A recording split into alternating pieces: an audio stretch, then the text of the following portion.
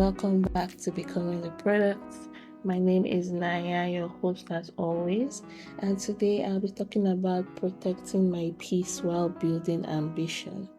So, being a multi-hyphenate, which is literally me managing my portfolio career, it is exciting.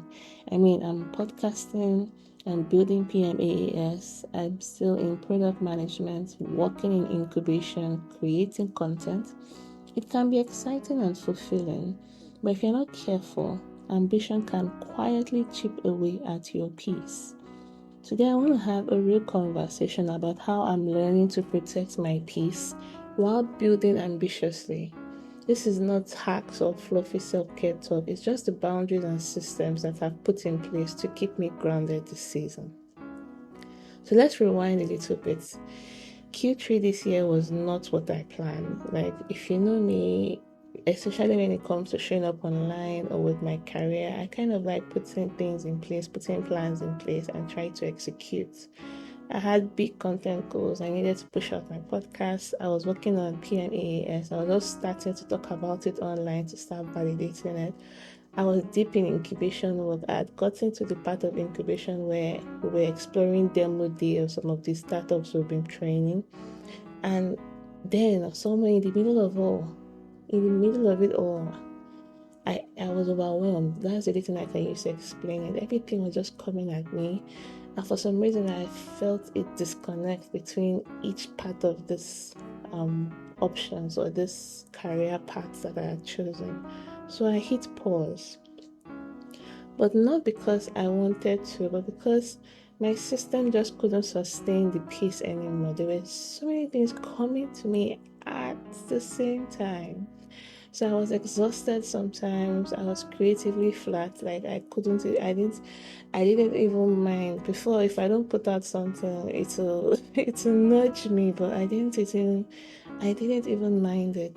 And I was stretched a little too thin, partially because I was also new at my role, so the pressures of planning for a demo day and all that was starting to get to me. It wasn't burnout in a loud, obvious way. It was kind of quiet. It was the quiet kind. The kind where everything still looks like it was working on the outside, but I was feeling so much turmoil within. So that pause forced me to confront something that I think many of us ambitions multi-hyphenate struggle with. What is the cost of constant output without boundaries? So this episode is really about the 3 things I've been practicing to build without losing myself, literally. So the first point is recognizing overload. The first step for me was just recognizing that, okay, it was becoming a lot, especially when I felt that there was no peace, there was no joy. If I was starting to feel like, okay, things aren't going the way they're supposed to, and it could be because of the things I've put in place, I try to recognize that early before it turned into resentment. So I started paying attention to little signals, like maybe if I'm scrolling to LinkedIn but I couldn't bring myself to post, or I was overthinking content, which I normally enjoy creating.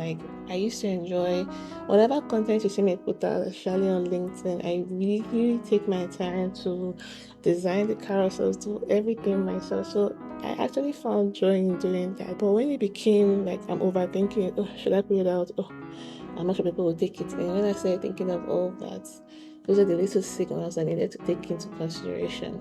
Also, when tasks that used to energize me started to feel heavy, that was my body and my brain saying, Naya, you know what? Something is off. Something doesn't feel right.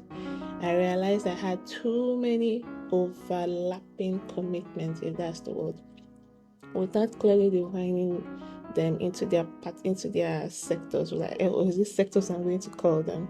I was trying to do everything at the same time: build mode, promote mode, reflect mode, all at the same time, and that just was not sustainable. So sitting down and taking back and realizing that, okay, this was a lot, and you need to take a step back and really prioritize. As PMs, we know about prioritization. You need to prioritize that, okay, I need to work on this. So recognizing that allowed me to name the season that I'm in. And right now, Q4 is all about building and thoughtful storytelling. and not frantic multitasking. Yes, it's still there, but that's not the priority for this month. So I'm just taking it a step at a time. So the second thing that helped me protect my peace was creating containers, boundaries that help me focus my energy on a particular thing. So for instance, I said like time blocking creative work. So in a day, before I would be struggling to do creative work when I'm doing my 9 to 5. So now I take like an hour before work and really devoted to doing my content, planning my content ahead of time, or over the weekend. I just pick an hour or two to really structure for the week so that it doesn't clash with work. And when you do that, you schedule it. All you need to do is just like engage it during the week. It takes the pressure a little bit off. Podcasting. So what I did was time block my creative work again.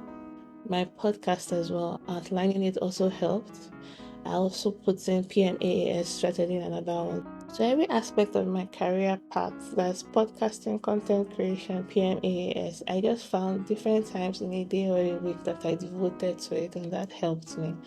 I've also started separating ideation time from execution time. So if ideas pop up, I just write them down. I use my notes in my computer, or I use my physical note, just write it down so that I don't feel the pressure that, oh, I've come up with this idea. No, I need to execute it. So if I'm doing something, maybe my 9 to 5, or I'm doing a creative work and an idea comes up for something else, I just write it down.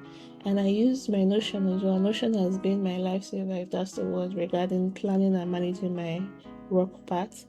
And I don't get to act on them immediately. I let them sit in that container until it's time for it to be worked on. Even LinkedIn DMs and other communications, I have been clearer with my responses. I don't need to be on 24/7 to be impactful. These containers have given me clarity, and the clarity brings the calm that I need in this kind of situation. By the way, a lot of the structure I use to create this container lives inside my mini courses and templates, and I break some of this down in my newsletter as well. If you're trying to build with more structure and less chaos, those might be helpful for you. The links are in the show notes. The third thing, and honestly the most important part of it, has been protecting my joy and my rest. One thing I've noticed is that when I do all the things I do, I need to feel some kind of joy, because that is my why. The why needs to come from within. And when I feel that joy threatened, that means there's something I'm not doing wrong, or there's something that I'm doing. So it's something I'm not done properly that is affecting my mood. So either I need to stop it completely, or put systems in place to ensure that my joy is not tampered with. So I've also tried scheduling rest, like in a day. I come back from work, I spend some time with my kids, then I just go inside and just lie down for like an hour. And that time is for me. I don't I don't open my laptops, I don't do no creative work. I just need to rest from everything that has been going on. So I've tried scheduling rest the same way I do strategy sessions. I've allowed myself to create without the pressure to post immediately. So I come up with the ideas ahead of time, schedule everything down. If anything pops up, I just put it in its container until it's time for me to work on it. And I've been very intentional about what I say yes to. So before, I felt the need that I needed to do everything at the same time.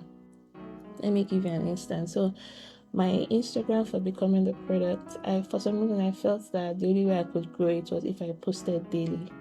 And not just posting, also stories, also everything. And when I did it, this was partially what made me overwhelmed during Q3. I realized that life wasn't for me.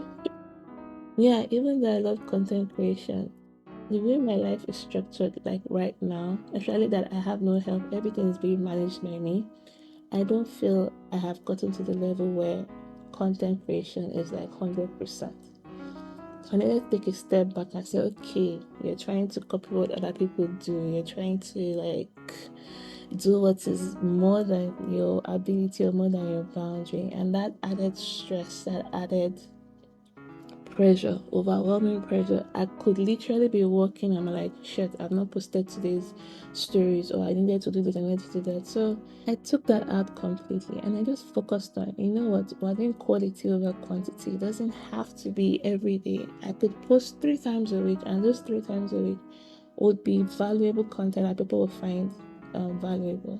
So yes, a big part of all my plans was to ensure that I would compartmentalize everything so that I don't get burned out or get stressed. So also a big part of my PMAS build was actually designing it to be sustainable, not chaotic. So that's why even as I'm talking about it, I'm taking into consideration what I can do and what I can't do, especially since I've been working with clients. So I'm also putting all of that into systems. So I'm trying to ensure that the systems I create are going to let me serve well without losing myself. And this is what protecting peace looks like in real life. It's not glamorous, but it's quiet and it's intentional work, because you need to work with an intention. You need to be able to make a plan, arrange everything the way it's supposed to be arranged, time block everything, schedule your rest and everything will work out fine. So if you're in a season where you feel pulled in many directions, here's my reminder to you. Your peace is not optional. You can only pour from a full cup. Don't think that you need to empty your cup to be relevant or to succeed. Your peace is not optional. Boundaries are not blockers. They are structure that lets your ambition breathe. You need to put in place boundaries. Don't think that you need to, because you are doing 5 things at the same time, one needs to suffer because of the other. If you put your systems in place, trust me, it will work. And sustainable building is still building. So you don't want to build everything today and not be able to enjoy the fruits of your work because you've been burnt out or you're stressed in your hospital somewhere. This is what sustainable is. Put the systems in place now. Use the Notion tracker. Schedule your work. Use all the tools that are to your advantage to make your life easier. And I'd love to hear what boundaries you're learning to build this quarter.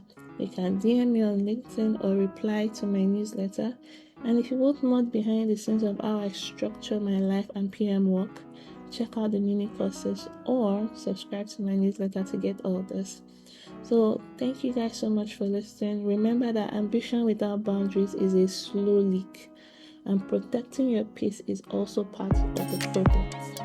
Thank you guys so much for listening, and I'll see you in the next one. Have a great week.